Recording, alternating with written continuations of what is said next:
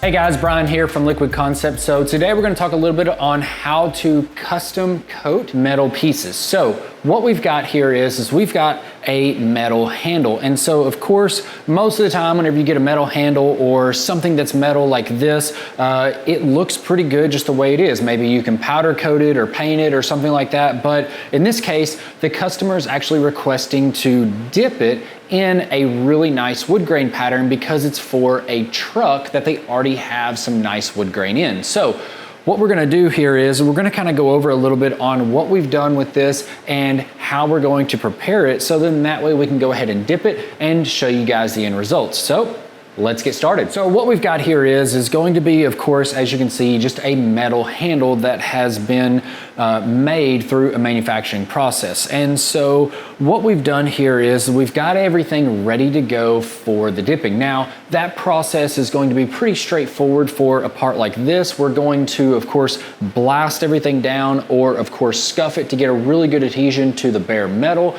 get everything cleaned off, make sure everything's good with that, and then apply our normal process of a very good direct to metal primer. And then we also have our base coat that gives our film the right color that it needs to look the best. And so that's where we are at in this process right here. So that way now we can go ahead and dip this in the wood grain that it needs. So looking at this, it kind of started to get a little bit confusing, as well as it kind of threw me for a loop for a little bit, mainly because like I wanted to roll it, but then also I was afraid if I go down with it that it would stretch too much. And so there's actually a lot of different ways. Just this little bitty piece like this right here can be dipped. And so I kind of wanted to show you guys a few things on where I was thinking and what I was looking at whenever I have a piece like this. So then that way, hopefully this will help you guys out in, of course, looking at a piece maybe similar to this right here and trying to figure out the best way to dip it, to hold it, to do anything like that. So let's kind of go over that a little bit. So whenever I was first looking at this, there was a couple of different ways that I was thinking that I could dip it. Of course, number one being down like this or down like that, and then, or I can also do this, or of course this right here. Now, doing it like this, that's gonna create a lot of problems, mainly because the film does not like to come up and just go straight across. So if I was gonna go down with it, somewhere in this area would probably be the better of the dip, but that also makes it to where, from looking at a handle like this, if this side right here is actually the side that you're gonna see, then I kind of don't want my line right here, because every time that you're looking at the part, you're looking at a line that goes right there, which may or may not be acceptable to the customer. And so then as I was sitting there thinking about it, I was like, okay, well, that's probably not going to work the best. So let's see what other methods that we got. And so the first method that I came up with was putting a hook into maybe like one side of it like this, and then kind of like spinning it. And that seemed okay, except for the fact of if I ever spun it just a little bit too much or it didn't get caught right, then if it ever came out, then I just drop it all the way down in the water. And that's not going to work either. So started thinking about it more. Now, thankfully, we do have these holes that we have drilled into here that are tapped. And so what we've got is we've got a couple of screws that we have actually just put in here just to hold them. So then that way we can actually maneuver it and have a lot better control over the entire dip. And so looking at this,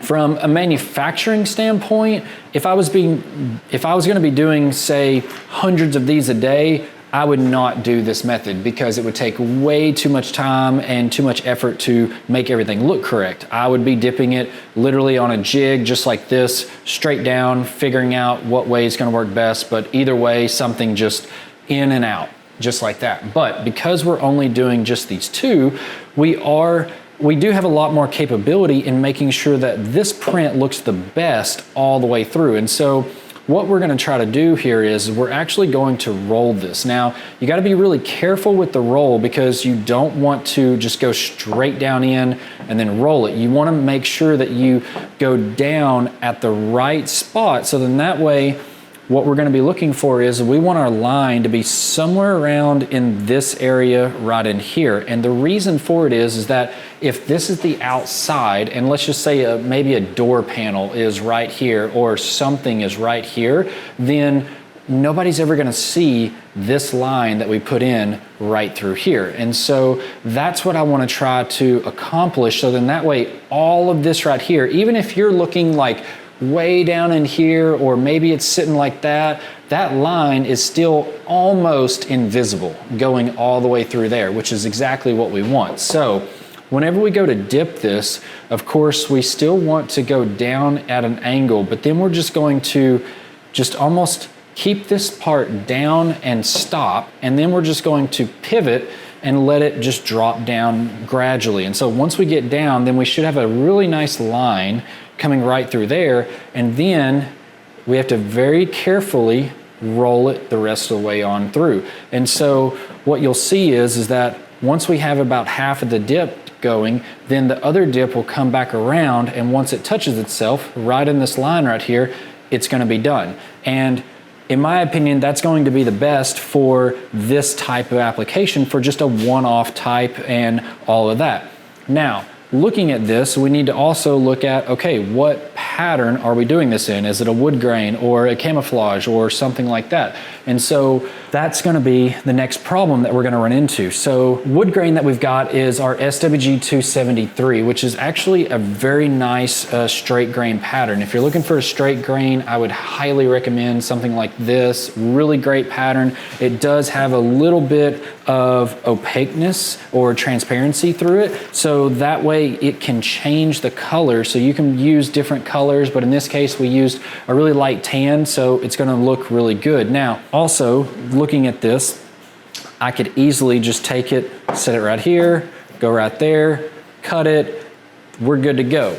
But visually, this actually is not right. So the way that the wood grain works is normally you have the grain parallel to the longest side, which also means that I'm actually dipping this the wrong way. So this could work and it would still probably be visually acceptable, but we do want to make sure that we try to get this looking as best we can. And also, if these grains right in through here, they come up and around, those are not going to look as great. And so what I'm actually going to do is I'm going to waste a little bit more film, but I'm actually going to turn it like this. And so the nice thing is that I'm going to have a line that's going to be going right down through here.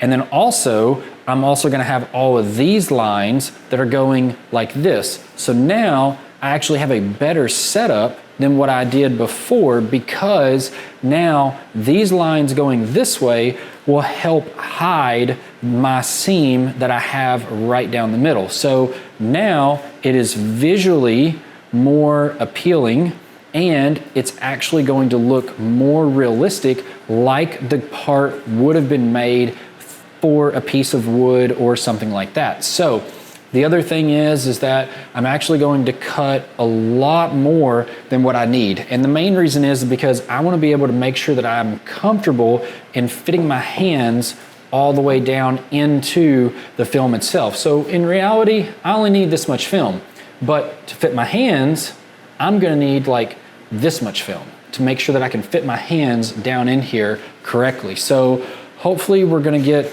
a little lucky on this and we'll be able to cut this pretty much right in half. So then that way I can do half here, and then this other handle that we have, we can do this other half here, and everything will all look really good, and we'll be able to get a really nice wood grain pattern out of both sides of this right here. Now, of course, as you can tell, there's tons of different grain and directions. So maybe the customer might have wanted a little bit more knots or something like that, or maybe more curves. So you can kind of pick and choose where you want to actually put the grain at. But if we wanted to match this, then we could take this, roll out some more, and do the exact same way on the next handle. So that way they both matched exactly the same, or in this case, because it is wood grain, we are just going to go ahead and get the same pattern, but in a different area. So that way it all still looks really nice, really good. I think the customer is definitely going to love it. So let's go ahead and let's cut this off here. and we'll just double check to make sure that we have plenty of room as we're wrapping around the object. So looks like I'm gonna have plenty of room to go around if I cut that right down the middle there. So we can cut this right here, going right down the middle. And now we are ready to go with dip 1 and dip 2. And as this wraps around like that, all of our wood grains going in the right direction. This is exactly the way that I feel like is going to look best for a part like that. So let's go ahead, let's get it in the water and show you guys the end result. All right, so let's go ahead, let's set this down in the water. Now on a film like this, I've got my time set for about 1:10. Normally anywhere around a minute to 1:10, 1:15. That's probably where you're going to want to be at with a pattern like this right here. Now again, each pattern is different, so you definitely want to make sure that you test the film before you lay it down in the water to make sure that whenever you're spraying your activator, you've got your activator right, you've got your time right, and everything like that. Right now we're setting right at, looks like 84 degrees, so it's right in the right temperature for what we need. So normally this film's gonna be about 80 to 90. We're at 84, so that's exactly where we need to be. So we got about 30 seconds left on this. I'm gonna grab some gloves on, get ready for this. We're gonna spray our activator, make sure everything glasses out really nice. Once it glasses out, we get that really nice, good look. Then we're ready to go with the dip.